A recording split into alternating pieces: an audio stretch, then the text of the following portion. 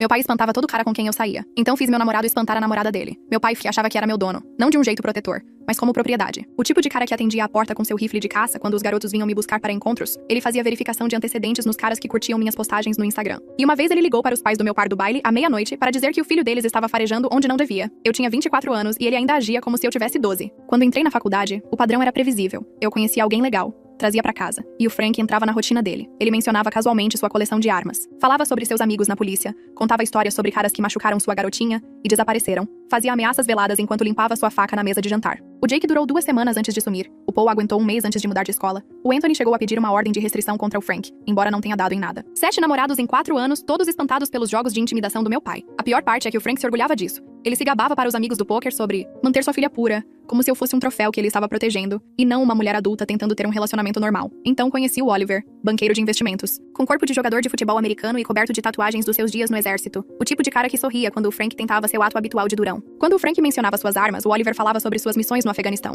Quando o Frank falava dos amigos policiais, o Oliver mencionava seu tio que comandava a polícia estadual. Quando o Frank contava suas histórias ameaçadoras, o Oliver apenas ria e perguntava se ele queria ouvir sobre técnicas reais de interrogatório. O Frank ficou perdido. Ele não conseguia intimidar o Oliver. Não conseguia assustá-lo, fazer bullying ou afugentá-lo. O Oliver aparecia para o jantar, apertava a mão do Frank com uma força que fazia meu pai estremecer, e tratava todo o show como entretenimento. Seu pai é uma graça, o Oliver me disse depois de uma tentativa particularmente patética de intimidação. Ele me lembra os anciãos da aldeia que tentavam bancar os durões quando passávamos por lá. Só latido. Mas aqui está o que tornou tudo perfeito. O Frank tinha uma namorada, Dolores, 52 anos, divorciada. Trabalhava no banco. Ela era realmente legal. Boa demais para o Frank. Eles namoravam há 6 meses, e o Frank estava obcecado por ela. Primeira mulher com quem ele namorava sério desde que minha mãe o deixou, 8 anos atrás. E a Dolores não fazia ideia de que tipo de homem o Frank realmente era. Então o Oliver e eu começamos nossa própria campanha. Sempre que a Dolores vinha nos visitar, o Oliver mencionava casualmente o comportamento do Frank. Frank, lembra quando você me seguiu do trabalho até em casa, para garantir que eu não estava traindo? Clássica jogada de pai protetor. Ou, ei Frank, você já contou para a Dolores sobre a vez que pagou minha ex-colega de quarto para me espionar? O Frank ficava vermelho, tentava rir para disfarçar. A Dolores parecia confusa. Você fez o quê? A parte genial era a entrega do Oliver, amigável, casual, como se estivesse relembrando bons tempos. O Frank não podia ficar bravo sem parecer desequilibrado. Não podia negar sem mentir. Não podia explicar sem soar como um louco. Então chegou o dia de ação de graças. Jantar com a família toda. O primeiro feriado da Dolores conosco. O Frank estava se exibindo, bancando o namorado perfeito. Tudo estava indo muito bem até o Oliver se levantar para fazer um brinde ao Frank. O Oliver começou levantando sua taça. Quem me ensinou que amar significa nunca deixar ir? Como quando ele contratou um detetive particular para seguir a filha até a faculdade. Ou quando ligou para as amigas dela fingindo ser um médico verificando DSTs. Ou meu favorito pessoal, quando ele criou perfis online falsos para enganar os encontros dela e ver se eles trairiam. A mesa ficou em silêncio. A Dolores encarou o Frank. Meus tios e tias pareciam horrorizados. O Frank estava congelado, boca aberta, peru no meio do caminho até o prato. Mas falando sério, continuou o Oliver. A dedicação do Frank é inspiradora, Dolores. Você tem sorte de ter um cara que se importa tanto. Tenho certeza de que ele já verificou seu e-mail. Instalou aplicativos de rastreamento no seu celular. Talvez até tenha seguido seu ex-marido por aí. Isso é apenas o Frank demonstrando amor. A Dolores se levantou, largou o guardanapo e olhou para o Frank com nojo. Você rastreia sua filha adulta? Você perseguiu os namorados dela? O Frank gaguejou. Tentou explicar que era diferente. Que eu era a filhinha dele. Que ele estava me protegendo. E quanto a mim? Perguntou a Dolores. Você tem verificado meu telefone e me seguido? O Frank não conseguiu responder, porque é claro que ele tinha. Eu o tinha visto rolando as mensagens de texto dela. Quando ela estava no banheiro, e o Oliver tinha notado ele seguindo o carro da Dolores uma noite. A Dolores foi embora antes da sobremesa, bloqueou o número do Frank na entrada da garagem. A família toda se voltou contra o Frank depois daquilo. Disseram que ele precisava de terapia, que ele era controlador e assustador. Meu tio o chamou de stalker na cara dele. Poucos meses depois, o Frank mal fala comigo. 3 dias depois do dia de ação de graças, sentei no meu sofá olhando para a tela do meu telefone. Oliver estava na cozinha fazendo café, mas continuava voltando para verificar o telefone a cada poucos minutos. Minha tela mostrava 17 chamadas perdidas de Frank, todas de ontem. 6 mensagens de Delphine perguntando se eu estava bem. 3 correios de voz que eu ainda não tinha ouvido. O apartamento parecia menor que o normal, como se as paredes estivessem se fechando. Oliver pegou o telefone novamente, rolou por algo, colocou de volta. Ele fez isso mais 5 vezes em 10 minutos. Alguém bateu na minha porta. Não uma batida normal, mas do tipo onde alguém usa a lateral do punho. Olhei pelo olho mágico e vi Tucker parado lá, com as mãos nos bolsos da jaqueta. Abri a porta e ele entrou sem esperar convite. Ele parecia cansado, como se não tivesse dormido muito. Tucker sentou na poltrona à minha frente e esfregou o rosto com as 2 mãos. Ele me disse que Frank estava ligando para todos os membros da família desde sexta à noite, tentando explicar o que aconteceu no dia de ação de graças. Ninguém queria ouvir. Tucker disse que Frank realmente chorou ao telefone com ele ontem à tarde. Eu nunca tinha visto meu pai chorar em toda a minha vida,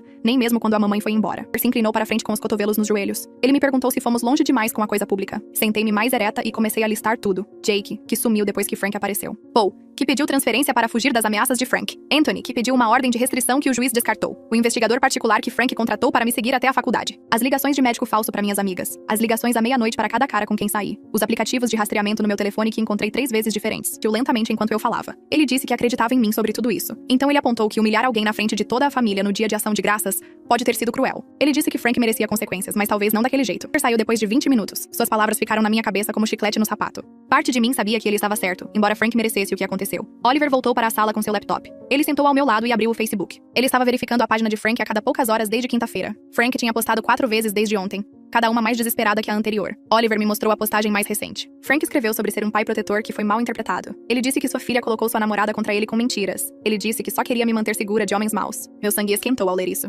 Oliver rolou para baixo para me mostrar os comentários. A maioria das pessoas dizia para Frank procurar ajuda. Alguém perguntou por que ele estava expondo problemas familiares no Facebook. Frank respondeu dizendo que precisava que as pessoas soubessem a verdade. Meu telefone tocou. A tela mostrava o nome de Dolores. Meu estômago embrulhou. Eu não sabia se ela me culpava por arruinar seu relacionamento. Oliver me observou encarar o telefone por 3 toques antes de eu atender. Dolores disse meu nome e depois disse que precisava me agradecer por contar a verdade sobre Frank no dia de ação de graças. Depois que ela saiu da casa dele na quinta-feira, ela foi para casa e verificou seu telefone. Ela encontrou 2 aplicativos de rastreamento instalados exatamente como Oliver disse que Frank teria feito. Um estava escondido em suas configurações com um nome falso. O outro estava disfarçado como um aplicativo de economia de bateria. Dolores continuou falando. Ela disse que Frank estava lendo suas mensagens de texto há meses. Ela encontrou as evidências nos registros do telefone depois que soube o que procurar. Frank a seguiu até a casa do ex-marido 3 vezes em outubro. Ele disse a ela que estava garantindo que o ex não a estivesse incomodando. Mas ela nunca pediu para ele fazer isso. Ela nunca nem disse a Frank onde o ex morava. Dolores disse que se sentiu violada e estúpida. Ela continuava dizendo que deveria ter visto os sinais antes. Ouvir ela descrever o que Frank fez com ela fez algo clicar na minha cabeça. O problema do meu pai não era apenas sobre me controlar, era sobre controlar qualquer mulher em sua vida. O padrão era maior do que eu pensava.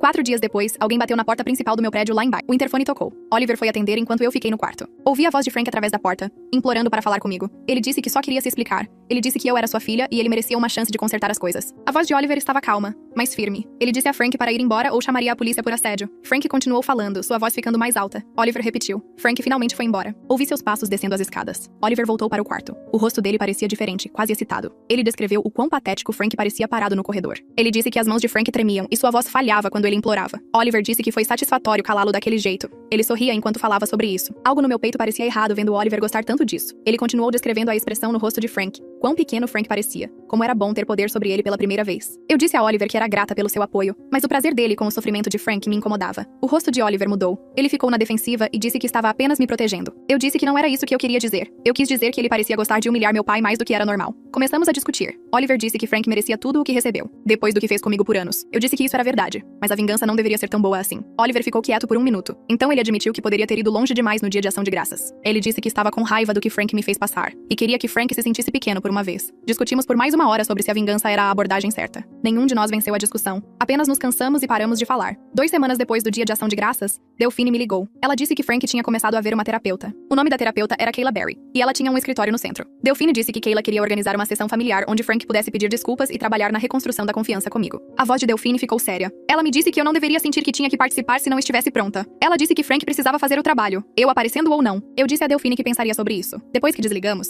sentei no meu sofá por 1 hora tentando descobrir o que eu queria. Parte de mim queria ver se Frank poderia realmente mudar. Parte de mim não queria nada com ele nunca mais. Liguei para Kayla 3 dias depois que Delphine me contou sobre a terapia. Ela atendeu no segundo toque e sua voz era calma, profissional. Ela me pediu para ir ao seu escritório, mas eu disse não. Eu queria essa conversa sem Frank em lugar nenhum perto de mim. Ela concordou em falar pelo telefone. Kayla começou dizendo que não podia compartilhar tudo das sessões de Frank por causa das regras de privacidade, mas podia me dar um contexto que poderia ajudar. Ela me disse que Frank tinha problemas profundos de abandono. De quando minha mãe foi embora, 8 anos atrás. Ele nunca processou essa perda adequadamente. Em vez de lidar com seus sentimentos, ele virou todo aquele medo de abandono para mim. Ele convenceu a si mesmo de que se pudesse controlar cada parte da minha vida, eu não o deixaria também. Kayla disse que Frank usava o controle como uma forma de se sentir seguro. Cada vez que ele assustava um namorado ou rastreava minha localização, ele estava tentando prevenir a dor de perder alguém novamente. Ela foi clara de que isso não desculpava o que ele fez. Entender por que alguém te machuca não faz a dor ir embora. Mas isso me deu um contexto que eu nunca tive antes. Frank não estava apenas sendo um idiota controlador por diversão. Ele estava aterrorizado de ficar sozinho de novo. Esse medo o transformou em alguém que violava limites e destruía relacionamentos. Kayla continuou falando e eu ouvi sem interromper. Ela disse que Frank tinha feito progresso na terapia. Ele reconheceu que rastrear meus namorados era... Ele admitiu que ameaçá-los e fazer verificações de antecedentes cruzava os limites. Ele até reconheceu que contratar um investigador particular para me seguir até a faculdade foi inapropriado. Mas então Kayla fez uma pausa e sua voz mudou ligeiramente. Ela disse que Frank ainda lutava para entender por que sua vigilância sobre mim era errada. Ele genuinamente acreditava que estava me mantendo segura. Na mente dele, monitorar minha localização e verificar meu telefone não era controlador.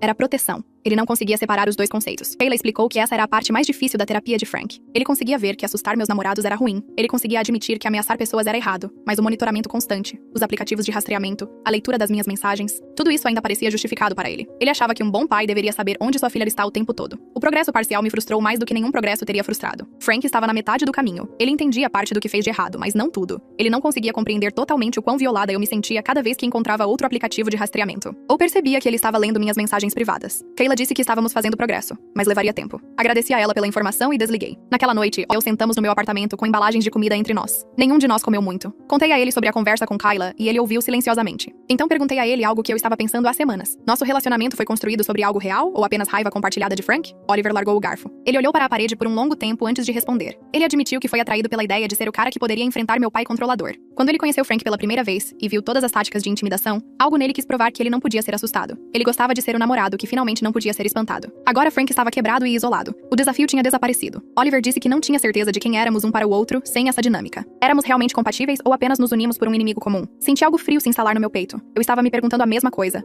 mas ouvir Oliver dizer em voz alta tornou real. Passamos 2 horas falando sobre nosso relacionamento, o que gostávamos um no outro além da situação com Frank, o que queríamos para o nosso futuro, se estávamos ficando juntos porque realmente nos amávamos, ou porque terminar pareceria deixar Frank vencer de alguma forma. Não chegamos a nenhuma conclusão naquela noite. Apenas concordamos em pensar sobre isso. Durante a semana seguinte, percebi que precisava descobrir o que eu queria. De Frank separadamente do que Oliver queria ou do que minha família esperava. Todos tinham opiniões sobre como eu deveria lidar com meu pai. Oliver achava que eu deveria cortar relações completamente. Delphine disse que eu deveria dar uma chance a ele. Tucker disse que família era família, mas nenhum deles tinha que viver com qualquer escolha que eu fizesse. Sentei no meu laptop e comecei a escrever uma carta. Para Frank. Passei 3 dias nela. Expliquei exatamente quais comportamentos eram inaceitáveis. O rastreamento, a vigilância, as ameaças, as verificações de antecedentes, tudo isso. Listei cada invasão de privacidade que conseguia lembrar. Eu disse a ele como era saber que meu próprio pai estava lendo minhas mensagens privadas e seguindo meus amigos. Também disse a ele quais limites eu precisava daqui pra frente, sem perguntas sobre meus relacionamentos, sem tentativas de monitorar minha localização, sem contatar meus amigos ou namorados pelas minhas costas, sem aparecer no meu apartamento sem avisar. Dei a ele termos claros em vez de apenas cortar relações completamente. Imprimi a carta e enviei antes que pudesse mudar de ideia. A resposta de Frank veio 8 dias depois. Uma nota manuscrita em papel pautado,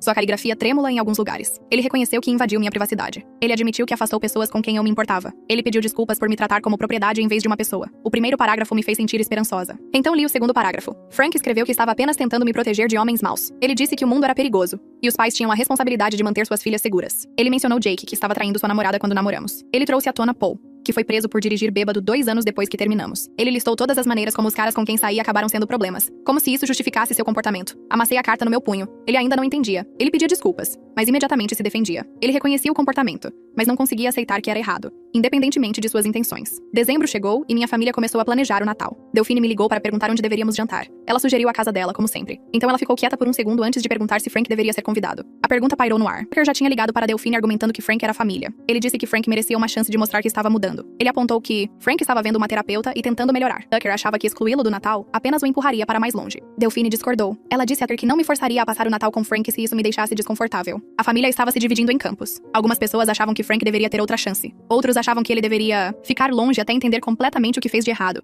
Delphine disse que apoiaria o que eu decidisse. Pensei sobre isso por 2 dias. Falei com Oliver, que disse que me apoiaria de qualquer maneira, mas pessoalmente achava que Frank não merecia estar lá. Falei com Kayla, que disse que reuniões familiares poderiam ser terapêuticas se limites adequados fossem estabelecidos. Finalmente disse a Delphine que Frank poderia vir, mas apenas sob regras específicas, sem perguntas sobre Oliver, sem comentários, mas sobre minhas escolhas de vida, sem tentativas de me puxar para conversas privadas. Ele tinha que sentar à mesa como todos os outros e seguir regras sociais básicas. Delphine ligou para Frank e explicou os limites. Ele concordou imediatamente. Delphine me disse que ele parecia desesperado para me ver. O jantar de Natal foi na casa de Delphine no dia 25 de dezembro. 17 pessoas espremidas ao redor de 2 mesas empurradas juntas. Frank chegou exatamente na hora, vestindo uma camisa de botão, que eu nunca tinha visto antes. Ele parecia menor de alguma forma. Seu rosto estava mais magro e ele tinha olheiras escuras sob os olhos. Ele disse olá para todos silenciosamente e sentou na cadeira que Delphine apontou. O jantar foi estranho, mas Frank seguiu as regras. Ele não me perguntou nada pessoal. Ele não fez comentários. Ele comeu principalmente em silêncio enquanto a conversa fluía ao redor dele. Tucker tentou incluí-lo em discussões sobre futebol, e Frank concordou com a cabeça. Delphine perguntou sobre seu trabalho, e ele deu respostas curtas. Comecei a relaxar. Talvez isso pudesse funcionar. Talvez pudéssemos ter um relacionamento funcional com limites claros. Então veio a sobremesa. Delphine trouxe torta e todos estavam comendo e conversando. Frank estava quieto há 2 horas. Então ele se virou para Oliver e perguntou quais eram as intenções dele comigo. A mesa ficou em silêncio. Toda a conversa parou. Senti meu rosto esquentar. Frank estava olhando para Oliver com a mesma expressão que costumava usar com todos os meus namorados. Aquele olhar desafiador, que dizia que ele estava avaliando se Oliver era bom o suficiente. Levantei-me imediatamente. Minha cadeira raspou alto contra o chão. Eu disse a Frank que estávamos indo embora porque ele violou o único limite que estabeleci. Oliver levantou-se ao meu lado. Caminhamos em direção à porta enquanto Frank chamava por nós. Ele disse que sentia muito. Ele disse que só queria saber se éramos sérios. Ele disse que tinha o direito de perguntar sobre o futuro de sua filha. Não me virei. Oliver e eu entramos no carro dele e fomos embora. Sentei no banco do passageiro tremendo de raiva. Frank não conseguiu nem passar por um jantar sem tentar controlar meu relacionamento. Ele concordou com as regras e depois as quebrou no segundo em que se sentiu confortável. Naquela noite, mandei uma mensagem de texto para Frank. Eu disse a ele que a consequência por quebrar meu limite era nenhum contato por 2 meses. Depois disso, poderíamos tentar novamente com as mesmas regras. Se ele as quebrasse novamente, o período de não contato seria mais longo. Eu precisava que ele entendesse que limites tinham consequências reais. Frank respondeu em minutos. Ele enviou várias mensagens implorando por outra chance. Ele disse que não quis dizer nada com a pergunta. Ele disse que estava apenas conversando. Ele disse que 2 meses era muito tempo.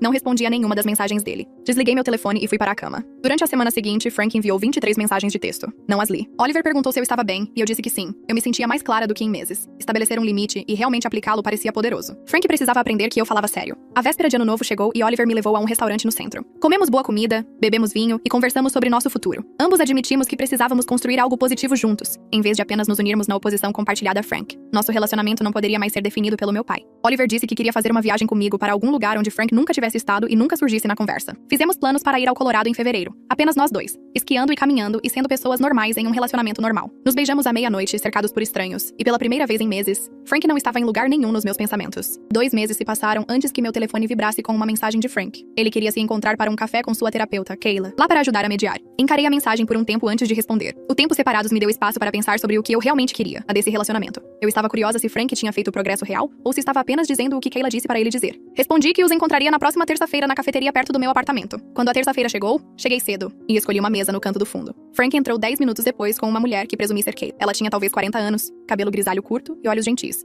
Frank parecia diferente do que estava no Natal. Menor de alguma forma, menos como o cara, que costumava intimidar todos ao seu redor. Ele sentou à minha frente e não tentou me abraçar ou apertar minha mão. Apenas assentiu e disse, obrigado por vir. Kayla iniciou a conversa estabelecendo algumas regras básicas sobre ouvir e não interromper. Então ela perguntou a Frank se ele queria compartilhar o que estava trabalhando na terapia. Frank respirou fundo e me disse que estava tentando entender por que me controlar parecia a mesma coisa que me amar. Ele disse que Kayla estava ajudando-o a ver a diferença entre proteger alguém e possuí-lo. Sua voz era quieta e ele olhava para a mesa enquanto falava. Ele admitiu que poderia nunca entender completamente o que fez de errado em um nível emocional. As palavras soaram honestas, mesmo que fossem difíceis para ele dizer. Ele me disse que estava comprometido em seguir quaisquer limites que eu estabelecesse, mesmo quando não concordasse com eles. Essa parte realmente me surpreendeu porque o velho Frank nunca admitiria que poderia não entender algo. Fiquei sentada lá por 1 minuto, pensando no que queria dizer. Então eu disse a Frank que estava disposta a tentar ter um relacionamento limitado. Poderíamos nos ver uma vez por mês, em jantares de família com outras pessoas por perto. Mas eu não estava pronta para momentos a sós ou conversas profundas sobre o passado. Esses eram meus termos, e não estavam abertos para negociação. Frank olhou para mim e assentiu. Ele realmente me agradeceu por não cortá-lo completamente. Disse que sabia que não merecia nem isso. Foi o mais humilde que já ouvi em toda a minha vida. Terminamos nosso café e saímos sem fazer planos. Eu disse a ele que avisaria quando o próximo jantar em família acontecesse. 5 meses depois do dia de ação de graças, Oliver e eu estávamos sentados no sofá dele conversando sobre procurar um apartamento juntos. Estávamos passando a maioria das noites na casa um do outro de qualquer maneira. E parecia o momento certo para tornar oficial. A conversa parecia normal e saudável,